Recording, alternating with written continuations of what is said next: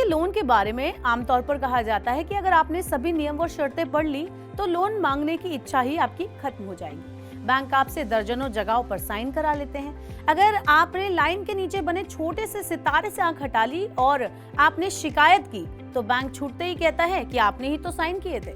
अब इतनी माथापच्ची के बीच बैंक का सही नियम क्या है? बैंक कहाँ आपकी जेब काट रहा है, आप पता नहीं कर सकते। लेकिन बैंक यानी आरबीआई ने बैंकों की इस लूट का भंडाफोड़ किया है।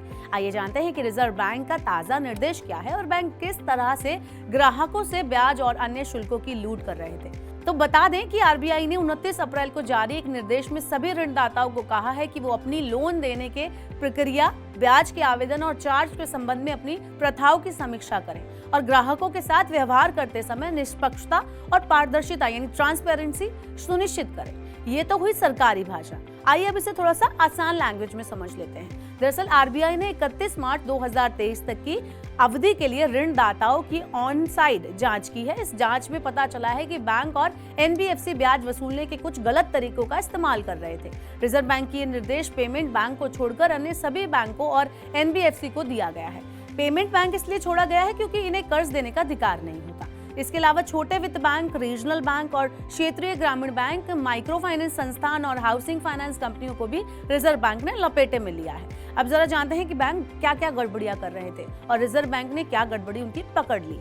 आइए इसे सिलसिलेवार तरीके से समझते हैं। तो पहली गड़बड़ी यह है जो पकड़ी गई कि बैंक जो है लोन की मंजूरी की तारीख या लोन एग्रीमेंट की तारीख से ब्याज वसूलना शुरू कर देते हैं, जबकि ग्राहकों को तब तक लोन के पैसों का डिसबर्समेंट नहीं होता है। रिजर्व बैंक के मुताबिक जब लोन के पैसे का डिसबर्समेंट होता है उस तारीख से ही ब्याज की वसूली होनी चाहिए। इस तरह चेक द्वारा लोन के डिसबर्समेंट के मामले में भी बैंक चेक जारी होने की तारीख से ब्याज वसूलते हैं, जबकि चेक कई दिनों बाद ग्राहकों को सौंपा जाता है। इसके अलावा रिजर्व बैंक को यह भी पता चला है कि बैंक और एनबीएफसी पूरे महीने का ब्याज वसूलते हैं, जबकि ब्याज सिर्फ महीने के शेष दिनों के हिसाब से वसूलना चाहिए। रिजर्व बैंक को एक और गड़बड़ी का पता चला। इसमें रिजर्व बैंक ने पाया कि कुछ बैंक और एनबीएफसी ग्राहकों से एडवांस ईएमआई भी वसूलते हैं, लेकिन ब्याज को तय करने में वो इसे मूलधन में से घटाते नहीं हैं। जैसे आप एग्जाम्पल के तौर पर देख सकते हैं कि मान लीजिए मटकू राम ने बैंक से 10,000 रुपए का कर्ज लिया।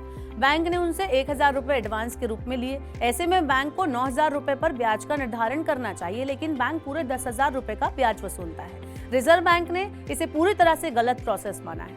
अब मैं आपको बताती हूँ कि आगे क्या होगा। तो इस पूरे मामले के बाद आरबीआई ने बैंकों की इस प्रैक्टिस पर गंभीर चिंता जताई है। बैंकों को कहा गया है कि वो अतिरिक्त ब्याज एवं अन्य शुल्क ग्राहकों को वापस कर दें। अब जान लेते हैं कि बैंक कब और कैसे हरकत में आते हैं। हालांकि ये बात अलग है कि आने वाले वक्त में बैंक इस तरह के अतिरिक्त ब्याज और शुल्क वसूलने से बचेंगे। तो अगर आप भी इस तरह से शिकार हुए हैं तो आरबीआई के इस कदम के बाद हो सकता है इन फ्यूचर आपको इस चीज से राहत मिले और बैंक इन गड़बड़ियों को सुधार लें।